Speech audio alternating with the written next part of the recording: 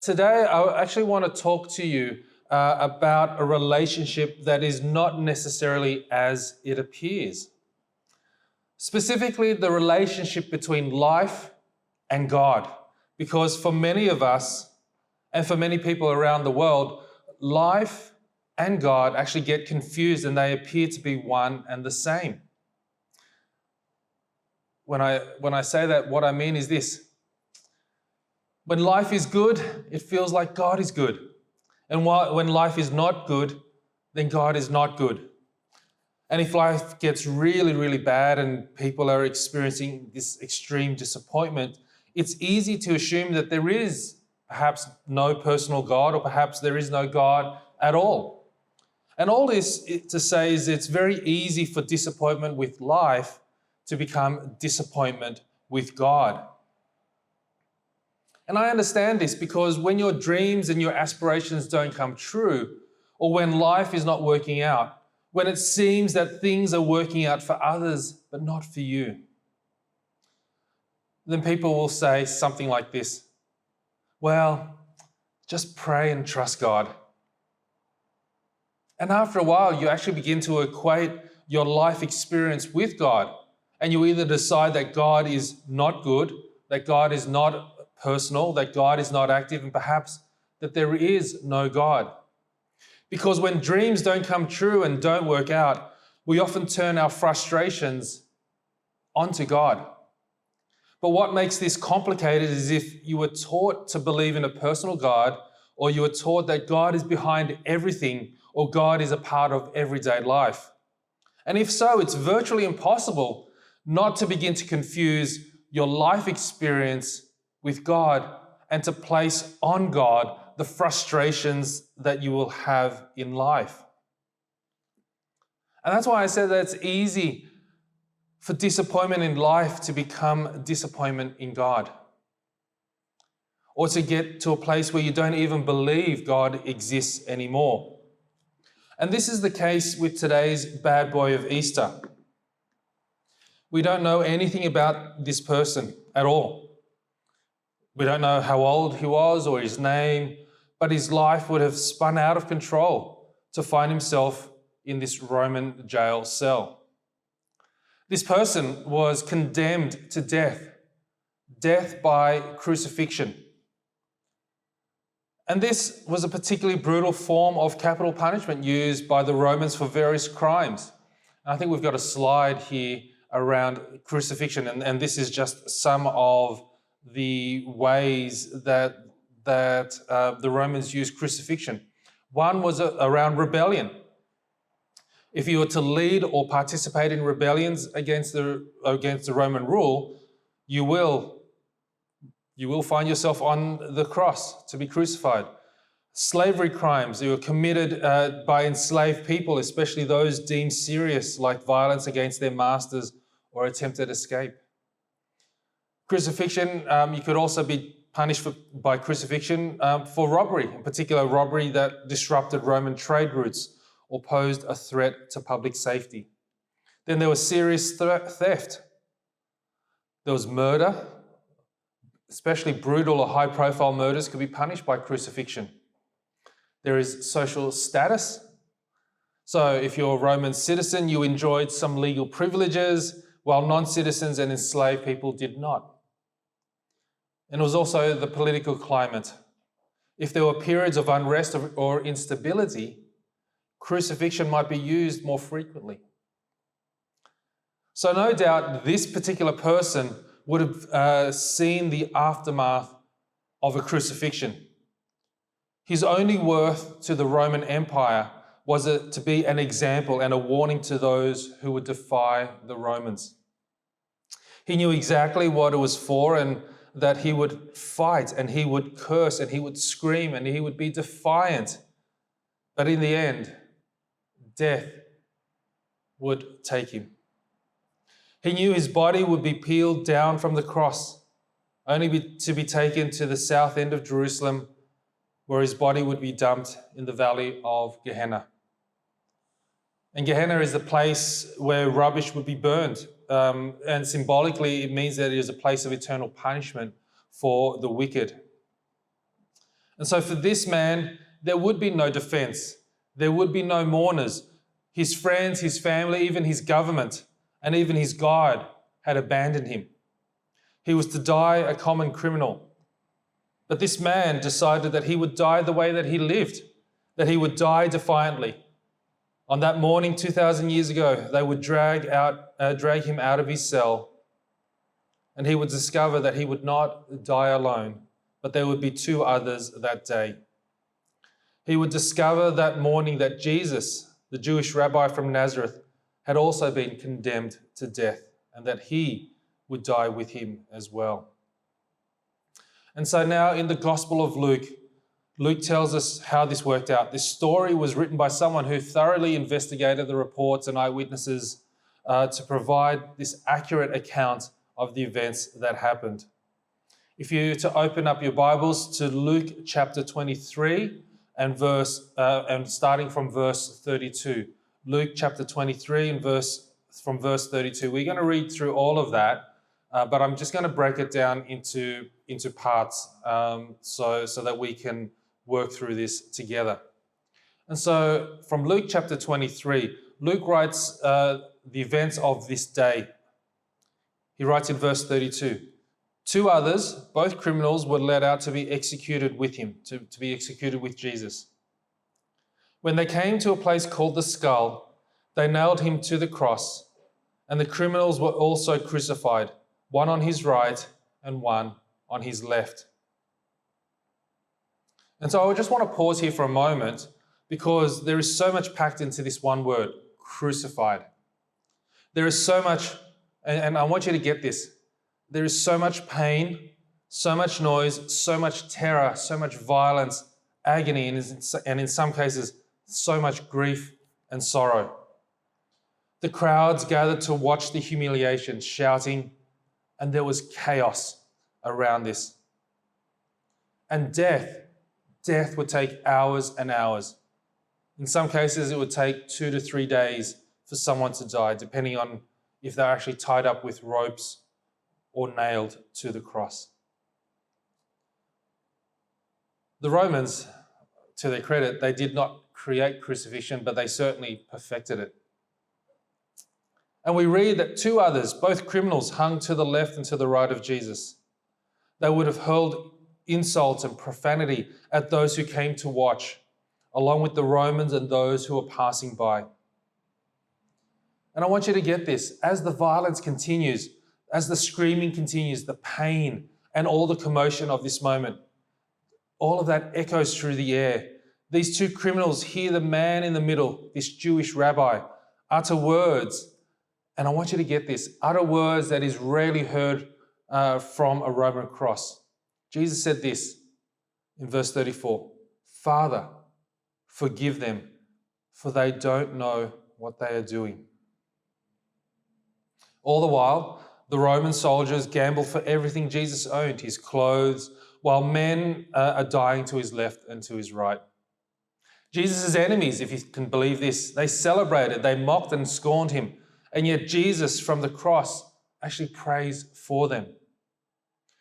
Then there were the rulers, the leaders that had crucified Jesus, the very ones that had Jesus arrested, the ones that were threatened by Jesus' authority in the scriptures, threatened by the miracles that he performed. They sneered and scoffed at him. And they said in verse 35, "He saved others," they said. "Let him save himself if he is really God's Messiah, the chosen one." This was the group that had the most to lose from Jesus' success. This group was constantly shamed by Jesus' answers to their questions. And now that Jesus was on that cross, now they would go, there is no more humiliating answers to their questions. They would no longer fear the crowd. From now on, these leaders were in charge. And this was their moment to take out all of the revenge and all of the anger that they had held towards Jesus. They would no longer fear the crowd because now Jesus was harmless. He was like a caged animal. And these leaders were not about to ease off on their taunts. The soldiers, they joined in as well. Luke writes this in verse 36. The soldiers mocked him by offering him a drink of sour wine. They called out to him, "If you are the king of the Jews, save yourself." And then a sign was fastened above him with these words, "This is the King of the Jews." They wrote the King of the Jews because Pontius Pilate, when he caved to the pressure of the crowds, ordered a sign to be made up that said King of the Jews. And the Jewish leaders, they actually wanted the sign to say he claimed to be the King of the Jews. But Pilate actually said, no, it will say King of the Jews. And I think this is the reason why, because Pilate wanted everyone to know whoever claims to be king, to whoever would defy Caesar, this would be their punishment, that they would be hung on the cross. And finally, we have the two other criminals. And they also pile on Jesus, hurling insults and ridiculing him in the same way as the others. Now, here's the interesting comparison. The gospel writer Luke talks about one of the criminals hurling insults at Jesus, but Matthew, a follower of Jesus, writes that both criminals actually began to turn their anger and turn their animosity away from the crowds, away from the Romans, and turn it on to Jesus. In Matthew chapter 27, verse 41, it says this, the leading priests, the teachers of religious law, and the elders also mocked Jesus, right? That's what we know. Verse 42, he saved others, they scoffed, but he can't save himself. So he is the King of Israel, is he? Let him come down from the cross right now and we will believe in him. He trusted God, so let God rescue him now if he wants him. For he said, I am the Son of God. Verse 44, even the revolutionaries, the criminals, who were crucified with him, ridiculed him in the same way. So imagine this. Everybody turned on Jesus. The crowd, the rulers, the soldiers, and even the criminals who were hanging next to him were hurling insults at Jesus. And I think the reason why, and I think this is the reason why, and it's picked up in what Luke wrote in verse 39. Luke writes, one of the criminals hanging beside him scoffed, so you're the Messiah, are you? Prove it by saving yourself and us too while you're at it. They're thinking, aren't you the Messiah? Aren't you the special one sent from God for a special purpose? If you're the Messiah, this would not happen to you. If you were the Messiah and if this is a righteous God, this would not be happening to us. So save yourself and then save us as well. Aren't you the Christ? How can you save others if you can't even save yourself? And if there was a God, none of this would be happening. There's no justice in the world, and there is certainly no just personal God. That's what I reckon they were thinking. But here's the twist. And we know this because we are looking actually back into history. If at any point the criminals asked, where is God? I reckon the answer would have been, I'm next to you. And then suddenly, think about it, suddenly in the midst of the pain, the chaos, the insults, suddenly our guy, our criminal, he stops shouting because he begins to sense something different, something strangely selfless about this rabbi. There is something different about this Jewish teacher. Perhaps the words that Jesus spoke, Father, forgive them, for they don't know what they are doing. Perhaps all of a sudden it just rings and clicks in his mind. He begins to think about that. Perhaps we got it all wrong. Perhaps this is in fact a righteous man, one sent from God. And we read in Luke verse 40, This criminal says to the other, "Don't you fear God even when you have been sentenced to die? We deserve to die for our crimes, but this man hasn't done anything wrong." Don't you fear God? Wait. Have we got this all wrong? Stop. Don't you fear God since we are all under the same sentence? I think the implication being, look at him. Wait, stop. Don't you see, here is a man who has suffered just like we are suffering, but he has not abandoned his faith in God. Here is a man who is suffering unjustly and yet somehow is able to maintain his trust in God. This man is suffering exactly the same fate as we are. This man is experiencing life as we are and yet still believes that God can be called Father. This man is not drawing conclusions about God based on the way life and others have treated him. And suddenly for him, and perhaps suddenly for you, this is a new category. This criminal will go on to say, we deserve to die for our crimes. We're getting what our deeds deserve. But this man has done nothing wrong. I think the wheels are spinning in his mind. He's beginning to see Jesus in a way that no one else in the crowd, and certainly the other criminal is not seeing in Jesus. And in this moment, in his last conversation before he dies, Jesus has a conversation, not with a righteous man, but with the one of the most unrighteous men in Jerusalem. And this must have been the thought process of our guy, our bad boy of Easter, this criminal. If an innocent man who suffers like a guilty man can maintain faith in God, if an innocent man, this righteous man, suffers like a guilty man, if an innocent man who is treated unjustly as I am being treated, if an innocent man who is suffering like a guilty man, who is treated unjustly can maintain faith in God, how much more a guilty man for whom there is some justification for his suffering? It then dawns on him. He says, oh my God. Maybe he did say, oh my God, but perhaps he said, oh my God, this must be the Messiah. The sign is correct that this is our King. And with all the pain, all the violence, all the noise, the sight, the smell, to the best of his ability, this man turns his head to Jesus and he says this in verse 42. Jesus, remember me when you come into your kingdom. Remember me. Remember me. Not because of anything I've done, but in spite of everything I've done. Because if you can maintain faith in a good God in the midst of these circumstances, perhaps there is a good and just God after all.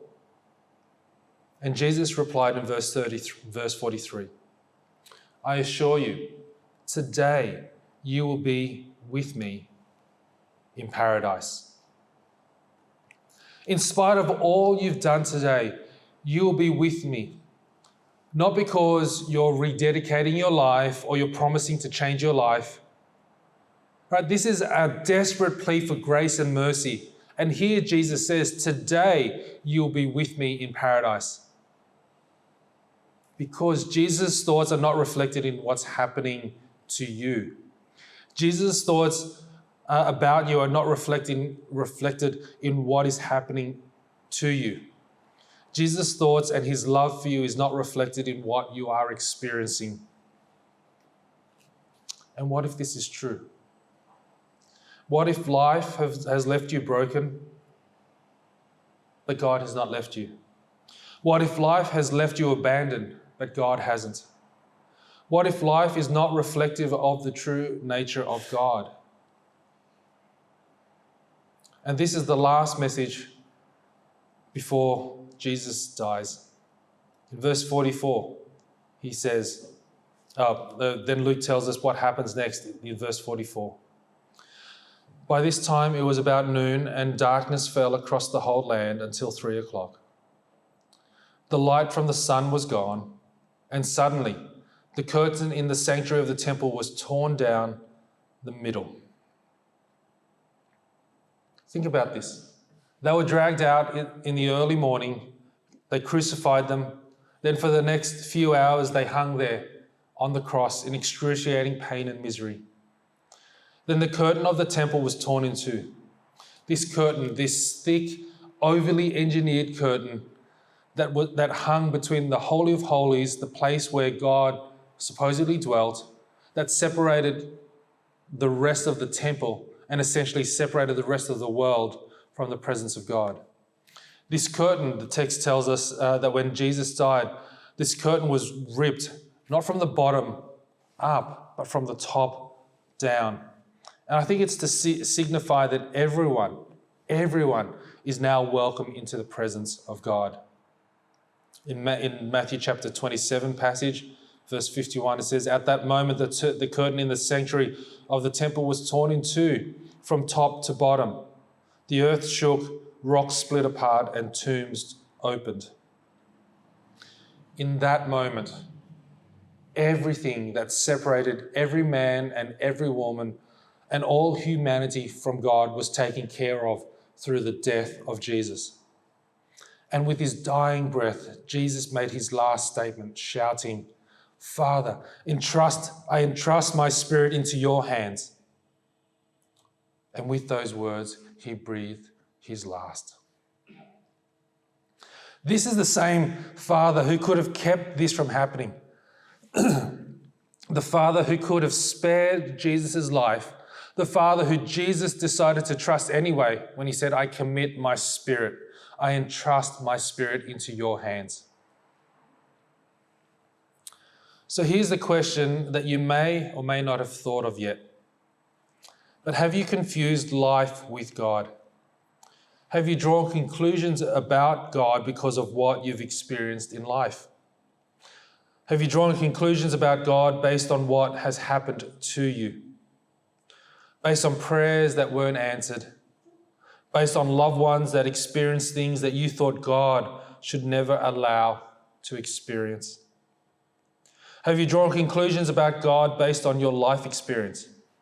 I mean, it's natural, it's easy. And maybe in your case, we would say it's almost unavoidable. And if you were to come and share your story, we would say, well, of course you've lost faith in God. Of course you're angry with God. Of course you quit praying and you walked away years ago. And I can also point you to people, in spite of all the challenges in life, that have continued to trust in God. Many would say that they were fools, but they continue to trust in God anyway, because perhaps they understood the assignment. They understood the message Jesus communicated on that cross. God, my Father, is not what you have experienced. That God can be trusted in spite of your experience. That God is not life, but that God sent Jesus to bring you life. And this is why we gather. This is the story of many of us, that you will find in Jesus precisely what you have not found in life. That in Jesus you have found grace, you have found mercy, you have found love. And if you choose to read the Gospels, the books of Matthew, Mark, Luke, and John, here's what you'll discover about the life of Jesus. That Jesus experienced life the way we experience life. There were no shortcuts. Jesus didn't play the God card. He had the opportunities and they were there, but he never used it. Jesus knew what it meant to be lonely. He knew what it meant to be abandoned by friends in the darkest hour. He knew what it felt like when his Father would say no. And here's the takeaway from today. That Jesus, in spite of life and in spite of experience, had confidence in God the Father. And the confidence Jesus has in God has paved the way for us to have confidence in God in spite of life and in spite of experiences. You know, through the years, I've seen so many people face so many difficult kinds of circumstances. and they've clung on to God. In spite of the things that life has thrown at them, they continue to trust and have confidence in God. I've seen it in hospitals. I've seen it in gravesites. I've seen it in the eyes of people whose families were blowing up. I've seen it in parents who lost children, in people who have lost jobs, in families that are doing it tough, and yet they turn up week after week, whether in person or online, to worship and to serve in ways that are seen by you, and also serve in ways that only the Father knows. And today, you are here on this Easter weekend, on this Good Friday, to remember the life, the death, the burial, and the resurrection of Jesus. Because our hope is that Jesus' message from the cross for you is simply this: that yes, life happens, but God can be trusted. That yes, you have experienced many things, but your experience is not God. Your disappointments with life is completely understandable, but you do not have to live your life disappointed in God. Yes, life happens, but God can be trusted. And when you open your hands and surrender instead of clenching your fists in anger, when you decide that you've had enough of this life and open your hands in surrender, you become a candidate in the life-giving, life-changing grace and love of God. And so the challenge is this: are you willing to surrender your life to God in spite of what life has handed to you? Are you willing to surrender instead of clenching your fists? Are you willing to throw your hands up in surrender to discover answers to questions that have controlled you for years? Will you, in spite of all that life has thrown at you, trust in the God that loves you and wants to bring you into his family? That's the challenge. And I want you to know that you are surrounded by people who would say, do it, trust God because he is faithful. Today, we end this series by I want to give you a few minutes to allow the truth to settle in. We've struggled with this at some point in our life, so we want to give you a moment to just sit there to say, God, I've been living like this and I'm tired of living like this. It's wearing me out. It's tearing me up and it's alienating me from people who I love. Today, God, even though my experiences might not change and in life I may not get the breaks, God, I just want you to know that I trust you. I trust you. I trust you. Today, we want to encourage you to trust God, to put your faith in him, in the one who can be trusted in spite of what life has brought your way. Amen.